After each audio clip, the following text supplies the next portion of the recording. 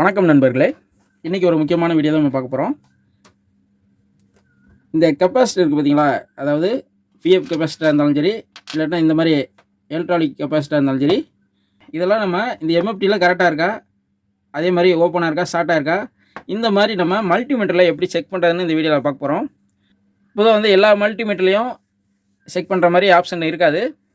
கரெக்டாக எம்எஃப்டியை காட்டுற மாதிரி மல்டிமீட்டர் லோ பட்ஜெட்டில் இருக்காது. அதுக்கு செக் பண்ணுறதுக்கு நான் எந்த மல்டிமீட்டர் நான் யூஸ் பண்ணுறேன்னா, இது வந்து HTC DM98 மாடலு மல்டிமீட்டர். இதில் வந்து இந்த கெப்பாசிட்டியில் செக் பண்ணுற மாதிரி இதில் ஒரு ஆப்ஷன் இருக்குது. இது எப்படி செக் பண்ணுறதுன்னு உங்களுக்கு சொல்கிறேன். இப்போ ஃபஸ்ட்டு வந்து நம்ம இந்த மல்டிமீட்டரை இப்போ உங்களுக்கு காட்டுற மாதிரிங்க, இந்த இடத்துல ஒரு கெப்பாசிட்டி சிம்பிள் போட்டிருக்காங்க பார்த்தீங்களா, அந்த இடத்துல நம்ம செலக்ட் பண்ணி வச்சுக்கணும். நம்ம செலக்ட் பண்ணி வச்சுக்கலாம். செலக்ட் பண்ணியாச்சு. இப்போ அதில் லைட் எரியுது பார்த்தீங்களா, எந்த இடத்துல நம்ம இந்த டெஸ்ட் ப்ராப்பர் சொருவணும்னு சொல்லி அந்த லைட் எரிஞ்சு நம்ம அதே இடத்துல நம்ம சொருவணும்.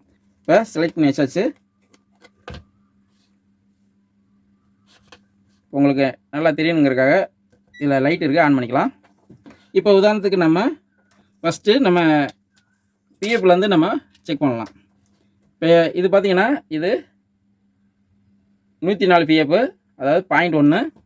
இதை நம்ம இந்த மல்டிமீட்டரில் செக் பண்ணலாம். இப்போ 2 காலில் நான் வச்சு காட்டுற பாருங்க. பார்த்தீங்களா 100 NFன்னு வருது பாருங்கள். இப்போ நீங்கள் மேலே கவனிச்சிங்கன்னா NFங்கிறது பிஎஃப் கணக்கு. 1 MFTக்கு மேலே போயிடுச்சுன்னா UFன்னு வரும். அதே மாதிரி 1000 MFTக்கு மேலே போயிடுச்சுன்னா MFன்னு வரும் இந்த மேலே. அதை மட்டும் நீங்கள் கவனிச்சுக்கோங்க. இப்போ இது வந்து 104 பிஎஃப் நான் சொல்லியிருக்கேன். அப்போ இது 100 NFன்னு வரணும். இது ஒரு 5% கூட கம்மியாக இருக்கும். எப்போயுமே உங்களுக்கு தெரியும், இந்த கெப்பாசிட்டி வேல்யூவை பொறுத்தளவுக்கு அக்யூரேட்டாக எப்போயுமே இருக்காது. ஒரு 5% கூட இருக்கலாம் அல்லது கம்மியாக இருக்கலாம். இப்போ நான் உங்களுக்கு செக் பண்ணி காட்டுற பாருங்க. இப்போ 100.5 NF, அதாவது 104 பிஎஃப். இப்போ இது கரெக்டாக இருக்குது. இப்போ அடுத்து பார்த்தீங்கன்னா இதில் உங்களுக்கு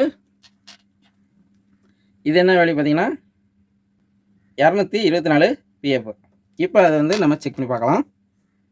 அது செக் பண்ணும்போது அந்த கையை விரல் வைக்கக்கூடாது, வச்சோம்னா வேல்யூ வந்து மாற்றி காமிக்கும். இப்போ வச்சுட்டேன் பார்த்தீங்களா, இங்கே பாருங்க. இப்போ நான் வச்சுருக்கேன் பாருங்கள், பார்த்தீங்களா 220.7, அதாவது 220 NF வந்துடுச்சா. இது வந்து 224 பிஎஃப் இந்த வேல்யூ. அடுத்து இது வேல்யூ பார்த்தீங்கன்னா 474 பிஎஃப். இதை நம்ம செக் பண்ணி பார்க்கலாம். இப்போ என்ன வரணும்னா 470 NFன்னு வரணும். இங்கே நம்ம செக் பண்ணிடலாம். இப்போ செக் பண்ணதில் 494 NFன்னு வருது. அப்போ ஒரு 5% கூட காமிக்குது. அதே மாதிரி தான் இப்போ வந்து பிஎஃப் வந்து நம்ம இது வந்து 334, அதை செக் பண்ணி பார்க்கலாம். இது பாருங்கள் 330 NF கரெக்டாக வருது. இது 334 பிஎஃப். இது உங்களுக்கு பார்த்தா தெரியும் பாருங்க, 334 பிஎஃப். சரி, இப்போ வந்து நம்ம பிஎஃப் வேல்யூ நம்ம செக் பண்ணிட்டோம். அடுத்து 1 MFTக்கு மேலே நம்ம செக் பண்ணி பார்க்கலாம். இது வந்து இது 1 MFT 63 வோல்ட்டு. இதை நம்ம செக் பண்ணி பார்க்கலாம்.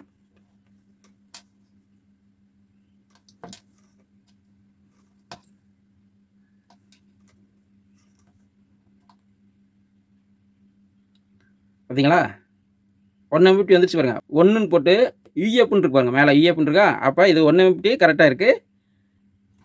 இது கெப்பாசிட்டி கரெக்டாக இருக்குது. அடுத்து பார்த்தீங்கன்னா இது 3.3 MFT நான் செக் பண்ணுறேன், அதுக்கு பார்க்கலாம். நீங்கள் பார்த்தீங்களா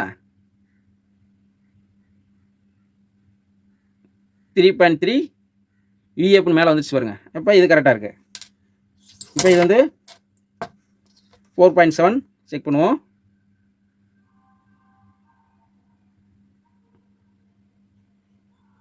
பாருங்க 4.7 UFன்னு வந்துடுச்சா, கரெக்டாக இருக்குது.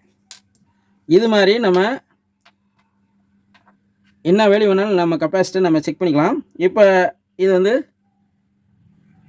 220 MFT, இதை நம்ம செக் பண்ணலாம்.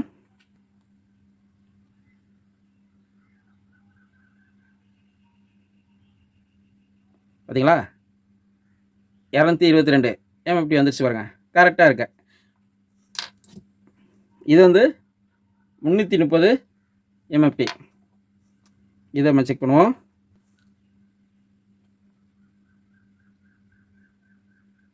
அப்படியே ஃபஸ்ட்டு ரீடிங் ஆகி தான் பாருங்க 332 வந்துருச்சா? உங்களுக்கு வரேன்.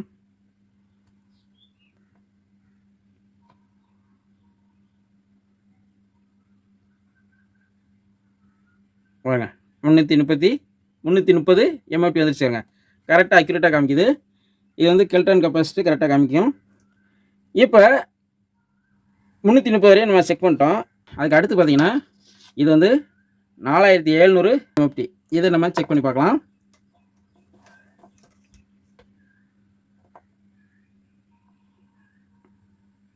அப்படியே ரீடிங் ஆகுது பார்த்தீங்களா? 4700ங்கிறது 4657 காமிக்குது. ஒரு 5% அல்லது 2% கம்மியாக காமிக்குது. ஓகே, அப்போ எம்எஃப்டி இது கரெக்டாக காமிக்குது. அடுத்து 10,000 எம்எஃப்டி நம்ம செக் பண்ணி பார்க்கலாம்.